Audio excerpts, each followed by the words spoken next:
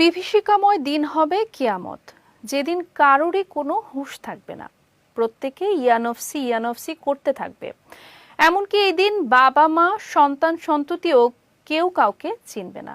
তবে পবিত্র কুরআনে এমন দুটি সূরা আছে যা ঠিক সেদিনে তিলাওয়াতকারীদের জন্য সুপারিশ করবে। আরো জানাচ্ছেন শারমিন নিশু।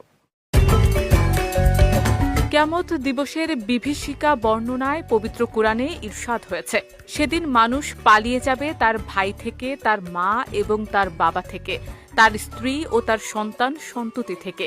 সেদিন তাদের প্রত্যেকেই নিজেকে নিয়ে ব্যস্ত থাকবে। সেদিন কিছু কিছু চেহারা উজ্জ্বল হবে, সহাস্য ও প্রফুল্ল, আর কিছু কিছু চেহারার উপর সেদিন থাকবে মলিনতা। বিভীষিকাময় সেদিনে বান্দার আমলই নির্ধারণ করবে তার চিরস্থায়ী ঠিকানা কোথায় হবে, জান্নাত নাকি জাহান্নাম। তাই পরকালে সফল হতে আল্লাহর হুকুম যেমন মেনে চলা জরুরি, তেমনি রাসূল সাল্লাল্লাহু আলাইহি ওয়াসাল্লামের আদর্শ ও দেখানো পথ অনুসরণ করাও জরুরি।